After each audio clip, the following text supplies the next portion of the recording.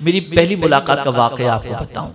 مجھے شروع سے بزرگوں سے ملنے کا شوق رہا، لیکن یہاں میں بتا دوں کہ پرائیورٹی میری یہ رہتی ہے کہ عالم بھی ہوں، عامل بھی ہوں، نسبت بھی ہو، یہ ساری چیزیں ہوں.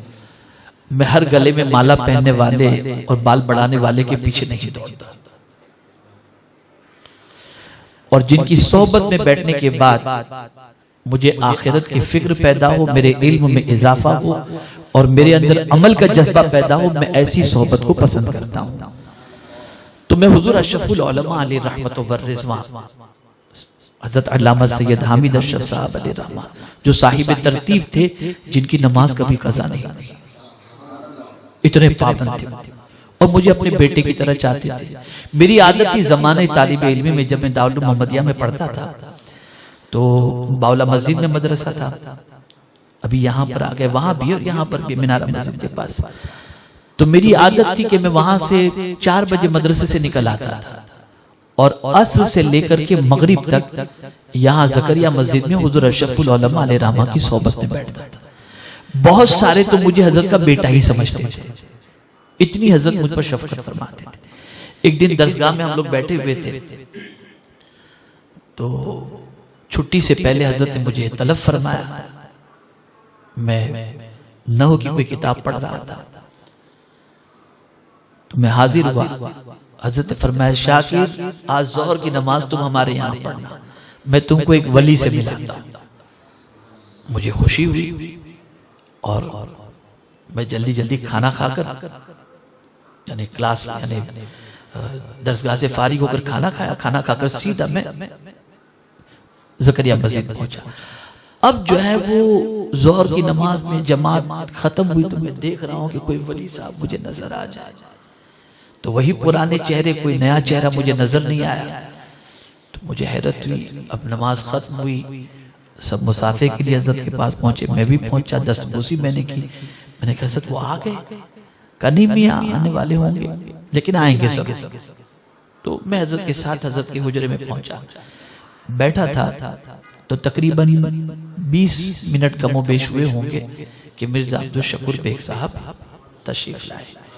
اب نورانی چہرہ، نورانی داڑھی، ماشاءاللہ. تو بیٹھے تو دیکھتے ہی آدمی کا دل ان کی طرف مائل ہو جائے.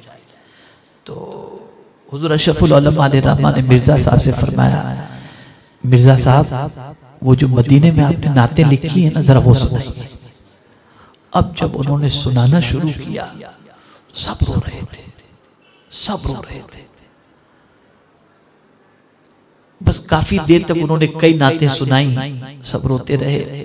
اس کے بعد جب محفل ختم ہوئی، دعا ہو گئی، تو میں نے حضور اشرف العلماء علیہ رحمہ سے عرض کیا کہ حضرت میں ابھی ہار لے کر کے آتا ہوں، دو ایک آپ کی طرف سے پہنا دیں، ایک میں پہنا دوں گا. تو پھر لایا، اس کے بعد ہار ہم لوگوں نے پہنایا.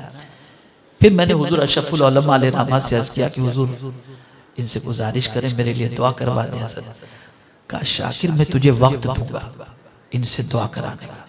میں نے کہا ٹھیک ہے. میں نے کہا حضرت کب؟ کہا چھوڑنے تمہیں کو جانا ہے، تو جتنی دعا کر رہی ہیں تم کرا لے. میں نے کہا چلو یہ گولڈن چانس ہے میرے لیے. اب ہم جو ہے وہ جب حضرت جانے لگے تو میں بھی حضرت کے ساتھ اترا اور زکریا مسجد سے اتر کر سامنے کی گلی سے ہم لوگ جا رہے تھے. تو حضرت کو معلوم نہیں تھا کہ میں ساتھ میں چل رہا ہوں. تو حضرت نے یوں دیکھا تو میں ساتھ میں تھا. کہاں جا رہے مولانا؟ تو میں نے کہا حضور بس آپ کی کچھ صحبت نصیب ہو جائے اور آپ کو میں جو ہے قیام گاہ تک میں چھوڑ دوں آپ کے. نہیں اب جملہ جو میں بتانا جو چاہتا ہوں وہ سنیے. نہیں میرے ساتھ نہ چلیں، نہ میرا ہاتھ پکڑ کے آپ کو چلنا ہے، نہ مجھے اٹھا کر چلنا ہے. میں اپنے پیروں سے خود چلا جاؤں گا. اگر آپ میرے ساتھ بلا وجہ چلیں گے تو قیامت میں آپ کے بلا وجہ چلنے کا میرے ساتھ اس کا سوال مجھ سے ہوگا تو میں کیا جواب دوں گا؟ تو میں نے کہا حضور میرے لیے دعا فرما دیں. تو مجھے آج بھی وہ تاریخ یاد ہے. انہوں نے مجھ سے فرمایا میں تو دعا کروں گا لیکن 17 تاریخ کو فلاں مقام پر ایک بزرگ آنے والے ہیں، ان کی دعائیں لے لینا تمہارا بیڑا پار ہو جائے گا. یہ حضرت نے مجھ سے فرمایا تھا. تو اللہ والے وقت کا اتنا خیال کرتے ہیں، وقت کا اتنا خیال کرتے ہیں، بلا وجہ، بلا مقصد، بلا ضرورت، بالکل نہیں۔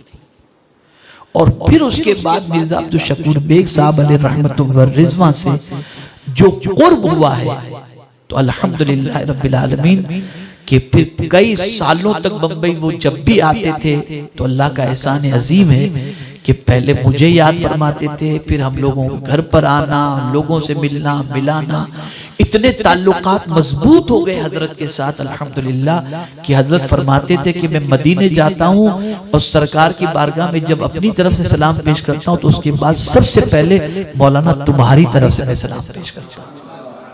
یہ حضرت کا الحمدللہ مجھ پر بڑا احسان اور بڑا کرم رہا۔ تو عرض کرنے کا منشا یہ کہ یہ اللہ والے وقت کا اتنا خیال کرتے ہیں، وقت کی اتنی قدر کرتے ہیں۔ ہم اس سرمایہ کو بھولے ہوئے ہیں، ایک گپ شپ چل رہی ہے، ہنسی مذاق، کیوں؟ اس کے بارے میں ہم سے سوال ہوگا۔ تو میرے پیارے ساتھیوں،